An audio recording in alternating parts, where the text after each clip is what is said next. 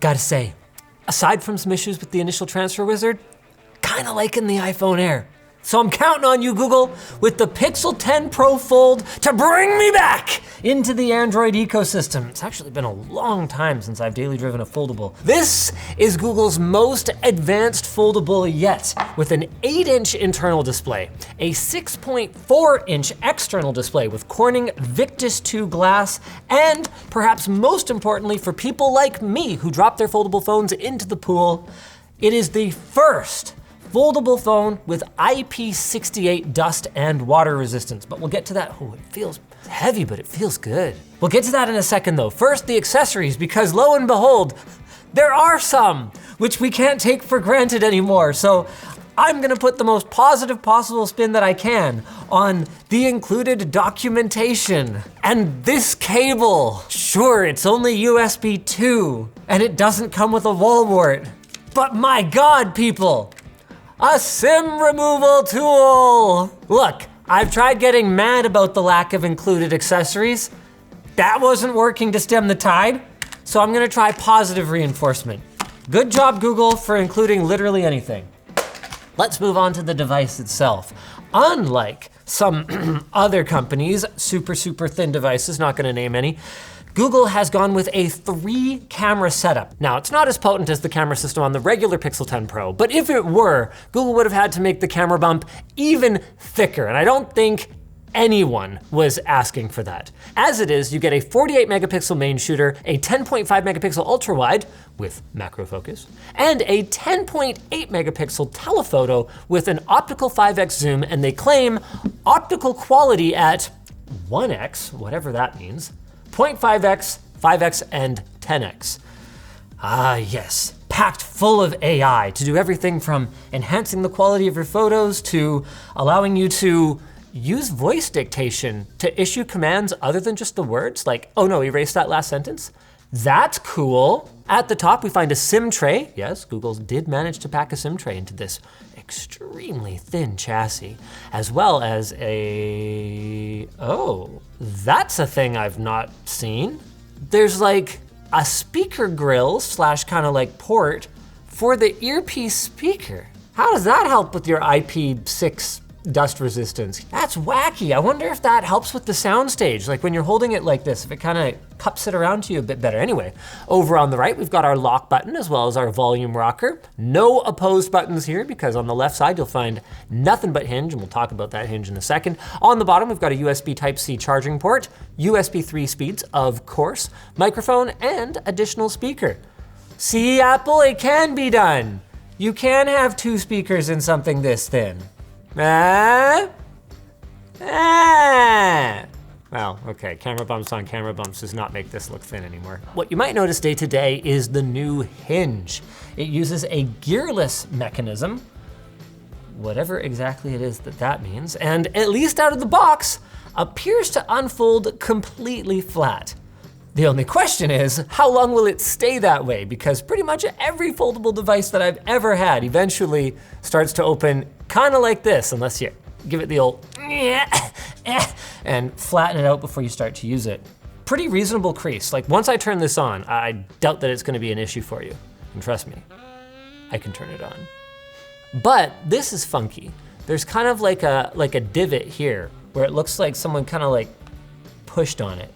Anyway, normally it'll be powered on and it'll look more like this unless it kind of catches the light. Not the best folding display crease that I've ever seen, but perfectly reasonably acceptable. Speaking of brightness, the inner 2076 by 2152 display reaches up to 3000 nits with auto brightness enabled in peak conditions, and apparently will do up to 1800 in HDR content, which we were able to validate, right? Like this thing gets pretty flipping bright, and as for the external display, it actually gets slightly brighter. 3000 nits, so the same under just general usage conditions with auto brightness enabled and boost at maximum, but it'll do 2000 nits in HDR, which is pretty nice because you might actually end up watching content on the outer display. Say for example, you were like, oh yeah, I wanna watch a video. I'm sitting at the kitchen table and I'm gonna just, boom, I have a foldable. I'm gonna put it on the thing like that. Just like that. Woo! Oh, speakers aren't bad, hey? I don't know if we have a license for this music though. One moment, please. Man, that is a juicy display. 8 inches in the palm of your hand. What?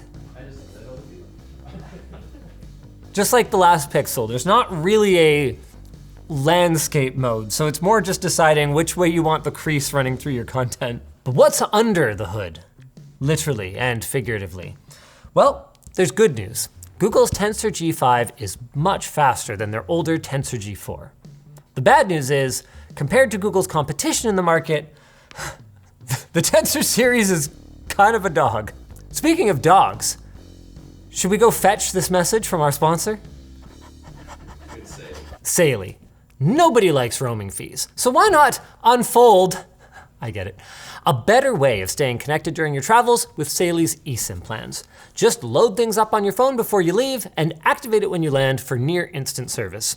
Saily is available in over 200 destinations, and you can even get global and regional plans if you're gonna be hopping around a bit. So ditch those sketchy open Wi-Fi networks. Go to saily.com/ShortCircuit or download the Saily app and use code ShortCircuit for 15% off a data plan today. Let's talk performance. Compared to the last gen Pixel 9 Pro Fold, we saw about a 15% and 35% improvement in single-threaded and multi-threaded Geekbench, respectively. That's okay, and you know what? If we're being honest, for what most people are doing on their phones, that's plenty of CPU power for today. But when it comes to the GPU, we didn't really see much uplift at all. It is worth noting that we were comparing to the Pro XL rather than the Fold because we were just having stability issues in our 3D benchmarks on the last gen Pixel 9 Pro Fold. So make of that what you will. But what it does tell us is that it's a pretty small generational upgrade, with our stress test landing, once both devices had reached kind of their thermal limits, pretty darn close together. The good news is that charging and battery life are pretty great. I'm gonna hand off to Labs to talk about that. We did the testing, and it turns out that this thing is kind of a battery champ. Due to some issues with the Pixel 9 Fold constantly crashing, we did have to use the VLC test that we used to use instead of the Plex test that we currently use. But in that test, the Pixel 10 Pro Fold lasted for 19 plus hours. That's a lot of doom scrolling and about 2 hours more than last gen. When you open her up though, this is where things get a little fishy. Our tests show that this had 18 hours of battery life using the internal screen. And that's a little suspicious considering there's twice as much screen real estate as there is on the front. And when we look at last gen, the difference in battery life is much larger between the folded and unfolded states. We're going to do a retest, and if the results change, we will pin a comment below, or you can check out the companion article that will be over on the Labs website when that's ready. But how fast does it charge? In our standard charging test with a 45-watt charger, the Pixel 10 Pro Fold charges up fully in about an hour and 38 minutes, which is substantially faster than the last gen. And we found that Google's claim of a 50% charge in half an hour to be true, which is great considering how much overall battery life this has. 50%, that's a lot of battery still. This also has support for Qi 2 charging and the Pixel Snap accessory, so it has the magnets, which so many people said was impossible to do, but they were just lazy and Google proved them wrong. But it's important to note that this only charges at 15 watts over Qi 2, unlike the 25 watts that you can get on the Pixel 10 Pro XL. Overall, battery life and charging speed on this is great. Google's long-term support plans for this device are pretty great too, with 7 years of not just security updates, but OS updates and Pixel feature drops. The new device is available in up to 1 terabyte of storage. That's double the maximum of the last generation device. Although we're not getting any price improvements. Is anyone else kind of bummed that these folding devices are becoming more common, but we're not seeing any economies of scale here? It starts at $1,800. Yikes! But it's got the latest connectivity support with Wi-Fi 7 as well as Bluetooth 6. What it didn't really get much of an improvement to, apparently, is the camera hardware. Let's give it a shot, shall we? You can really see how our production has bloated over the years. Oh hey, I'm reminded by this hole in my display. It's got a 10 megapixel inner screen camera as well. Anyone else just would prefer it wasn't there at all? And if you want to take a selfie, just do it like this? With that said, apparently one of the cool features of this device is in the software of the camera where you can preview your shot right away. So I guess we use this, Pa-pow! Pa-pow! Pa-pow! Pa-pow! Pa-pow! You know what? Not gonna lie, that's kind of cool. Okay, let's try the selfie camera. See, that's kind of cool. Ooh, but this is the big one. Dude, this is seriously one of the best freaking features of a foldable phone. The fact that you can take selfies with your proper ass rear camera. Oh, that is too high fidelity. I'm getting old. You know what? Maybe I prefer the 10 megapixel inner camera. Little bit of softness, not a bad thing. Bring back Polaroid, that's what my generation says. Okay, 5x zoom. Is this gonna be any good? It's a little cool, hey? And I don't mean that you're not that cool in person, I just mean like it's got a blue cast on it. How's our resolution way back there? Oh, not amazing. But hey, I mean, we knew that was gonna happen, right? It's not gonna be as good as a candy bar phone. Does it take okay video? Ooh, we're gonna use the add me feature, then we'll do video. Okay, move camera to scan area. Okay, hand off the pixel and join the scene. Okay, someone come sit here. Okay, here we go. Hey, look at that. It's like I was there. Hey, could you take a picture for us? That was too much human interaction. This is the solution. Good job, humanity. Oh yeah, I wanted to try video. Any of that classic Google judder stutter? Oh man, this is the second time I've seen this. This trend, go away. Play buttons are right in the middle of the thing and you touch anywhere on the image and it starts playing, please. Whoa, you can really see that ugly rolling shutter, hey? Whew! I'm gonna just record a quick video with this. Like just, oh my God, it's just on like a completely different level. To be clear, you still do get some of that judder, but you can see Apple's doing a lot of compensation for it. I'd still take the iPhone, like no question. For video, specifically. But most people do not record video on their phones as part of their daily work. What a lot of people do though is multitasking. So let's take a look at that. I'm just gonna guess at what the interface is. I'm gonna say, I take this and I go split screen, and then I also have my calendar. Boom. That was easy. I can save an app pair though. That's kind of cool. Oh, that's convenient. Love it. And then if I want to switch to just one app, I can just huck that away and I am G2G. Now, one complaint I have seen about the Pixel 10 Pro Fold is that that's it, 2 apps. Samsung does allow you to split up your ginormous inner screen into more regions. Now, that doesn't mean that you can only do 2 things at once. You could have, news and chat, and then you could also have a floating video window that you kind of move around according to where it's least in the way. So that's a fair bit of multitasking for a, aging millennial like me, but for you Zoomers out there, it just might not be enough. I haven't done speakers yet. Let's try Crab Oh, they kind of hedged a little bit with the speaker placement. So this one's on this piece. This one's on this piece. So no matter how you're holding it, you will never accidentally cover both speakers. Wow.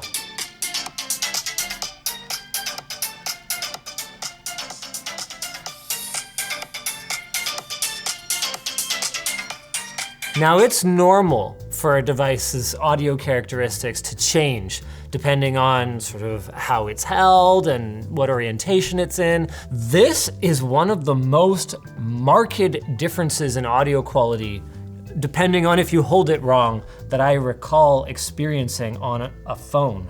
You basically lose the highs if you don't kind of cup the speakers a little bit.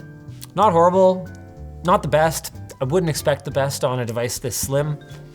I mean, it's a lot better than just having one speaker. Thanks, Apple. Wanna try some AI stuff? I wanna try that text input thing. Okay, voice typing, advanced features. Hey, see voice commands. Hey, here we go. Emojify it. Nice. Rephrase it, make it professional. Insert red before car. Ooh, interesting. Action plan for preventing the release of the Epstein files. Here's what I'm thinking, comma. We'll just kind of stall on this until everyone forgets about it, period. I mean, what did he even do, right? Question mark. If anyone else was involved, comma, no one would even really want to know, would they? Question mark. Oh, delete the last 3 words. Emojify this. Yeah! Delete everything after the oh, whoops. Well, okay, there's gonna be a bit of a learning curve. I get it. What other AI features do we wanna try? Oh God, we're gonna try Live Translate again. Okay, let's do it. Live Translate is on. Translate from French or Spanish to English. Okay. Hola, ¿qué tal? I mean, you should know that. Me llamo Tipo La Rania Discoteca. Swear to God. One of these days, we are gonna get a live translation feature working on ShortCircuit. One day, that will happen. But it is not this day. Okay, anything else you guys are excited to try? Oh wait, we could see if it can finally tell I'm people. Gemini. We're about to go live, where you can explore complex topics or ideas just by talking. Can I Before though? we get started, I want this mouse pad. My bad, I see the whole mouse pad now. It's got a really cool design with those colorful streaks. I can definitely help you find where to buy it. Do you remember where you got it? Or does it have any brand markings on it? Or does it have any brand markings on it? There's a logo in the corner. Okay, I see the logo now. It looks like the Linus Tech Tips logo. That's a popular tech channel, so you might be able to find the mouse pad on their website or merch store. Can you just look it up for me? Why do I need to do it? So that's the Linus Tech Tips logo. You can find that mouse pad on their website, linked to lttstore.com. It's called the Northern Lights Desk Pad, and it's $34.99. Which tech YouTuber makes the best desk pad for the money? Besides Linus Tech Tips, another popular option is the Waveform Desk Pad from Hardware Canucks. It's known for its smooth surface and durability. Waveform. You're 100% certain that's not MKBHD, right? Oops, you're totally right. I got that mixed up. The Waveform Desk Pad is from MKBHD, not Hardware Canucks. It's a bit pricier at around $60, but people really love the quality and design. Oh, do they not have a waveform one? Wait, did it just completely hallucinate the waveform desk pad? Is that not a thing? So there is no MKBHD waveform podcast desk pad, and Hardware Canucks doesn't even have a merch store anymore. Damn it, AI!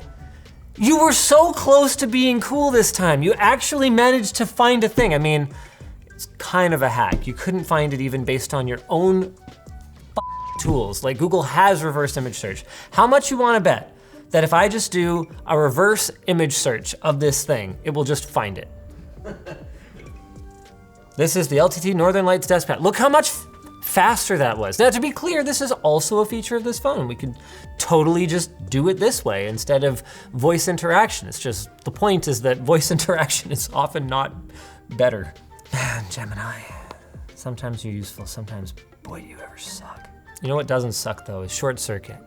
You should subscribe.